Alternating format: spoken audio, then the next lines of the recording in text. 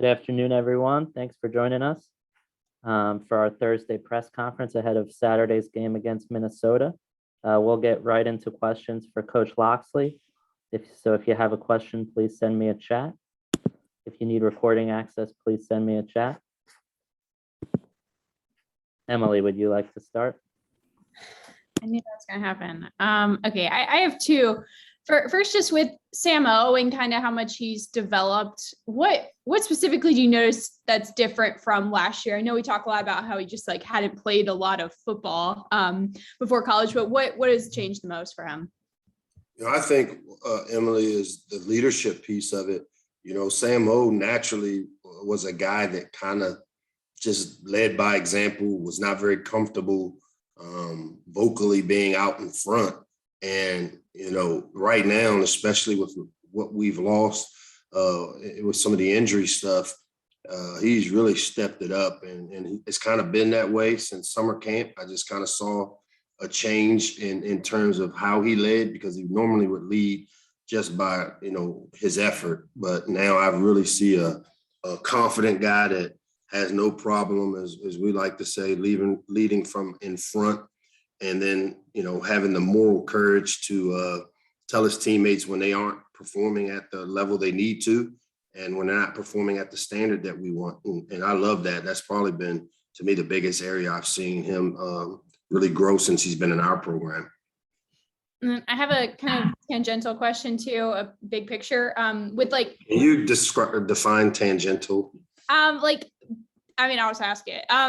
With Dante Trader and Corey Dyches playing other sports in high school, and some other guys like Nick Cross ran track, but is that something that you as a coach think is inherently helpful, or you look for or notice in the recruiting process, or is that just kind of how it shakes out with some of these guys? I think it's pretty cool, to be honest, Emily. I was fortunate that I played football and basketball my last year at Towson, and I'm huge in multiple sport athletes. And, when Corey came here, I know that our basketball program afforded him the opportunity that if he wanted to walk on and play, that they would welcome him. And I've strongly encouraged it. With Nick Cross, he ran track. When Dante was here, I can remember this summer, him calling me because the All-Star game was in late July and he had been here training. He's kind of like, hey, coach, I was just checking to see if I can play. I was like, of course you can. I said, when we made the decision for you to come here and you said you wanted to do both, we're in full support of him doing that. So I think it's pretty cool. The kids are able to, play multiple sports, and we're very supportive. The one caveat is that if I feel academically at all that they're overwhelmed, then we're going to take one away, and it won't be the one that pays for them.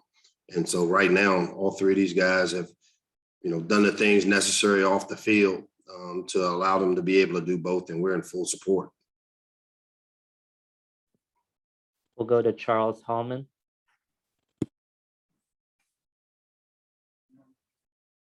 You're muted, Charles. Can you hear me, Coach? Got you. What's going on? All right. Good afternoon for you. Good morning for me. My name's Charles Hallman from Minnesota Spokesman Recorder, the oldest Black newspaper here in Minnesota. I'd like to ask you 9-game questions. I appreciate your time. Just that since I've been covering college football since 1981, there's only been 30 Black coaches hired in the Power 5 conferences, only 8 in the Big Ten. And you're going to be the third coach to come play a team in Minnesota in the current stadium. So can you just talk about, are we making too big of a deal of that, or that you hope that in time this won't be a big deal, and talking about a Black coach leading the team in college football?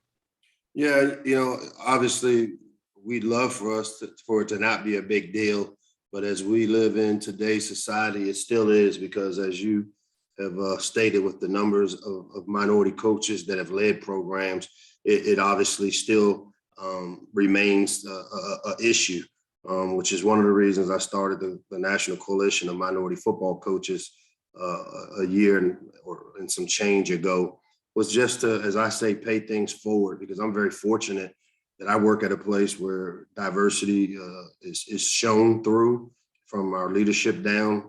We live in a diverse community here in the DC metro area. So I'm very fortunate. And so to have the platform I have and, again, coming into Minnesota, got a lot of respect for PJ and the job that they've done there. But to me, I haven't made a big deal about any of those things because as I tell our team, it's not about me and it's not about the individual. It's more about our team. And, the goal for us is to find a way to come up there and play to our standard and hopefully have an opportunity to win.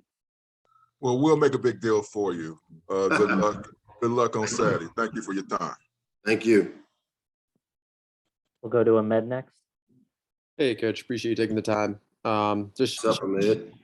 shifting a little bit. I remember you saying Ja'Cory and Kenny Bennett, kind of game time decisions and got a chance to practice. So, just kind of update our status on how they've kind of looked and kind of getting back on the field. Yeah, I mean, again, they both are pushing to try to get back. As I'm sure you saw them out there.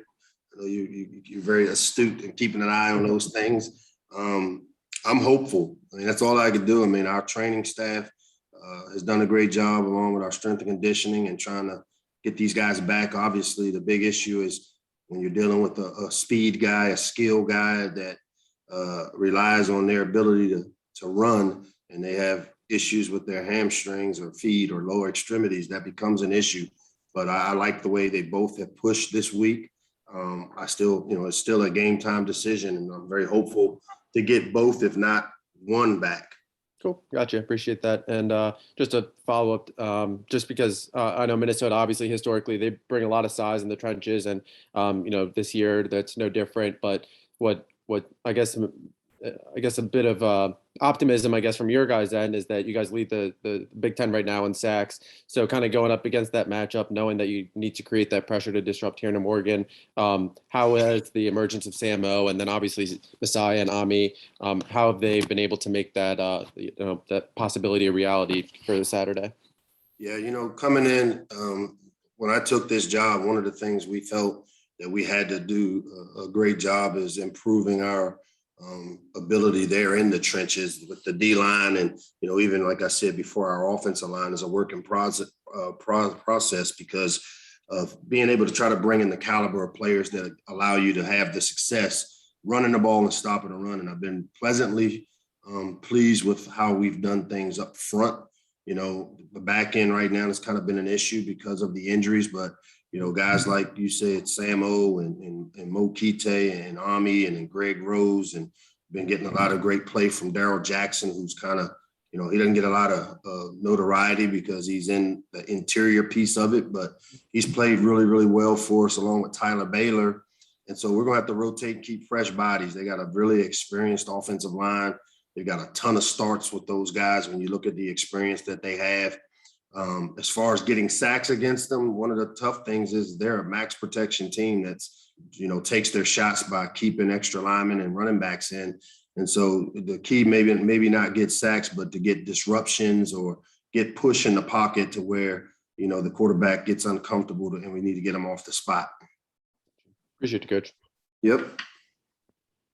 We'll go to Dylan Spilko. Hey, Coach. And just speaking on Minnesota's quarterback, Tanner Morgan, and just overall with that Minnesota passing game, they rank pretty low in the Big Ten. I believe they have the least amount of yards per game through the air. Just considering that their offense is more run heavy, what do you think about this Minnesota passing offense heading into this game?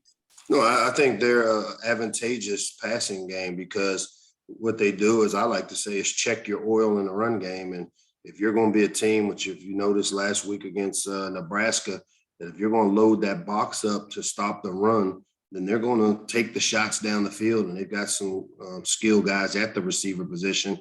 And, Tanner is a guy that throws it really accurately. And like I said, he's the guy that makes it go. So I think those numbers can be misleading because they've been able to have their way at running the football and have had great success.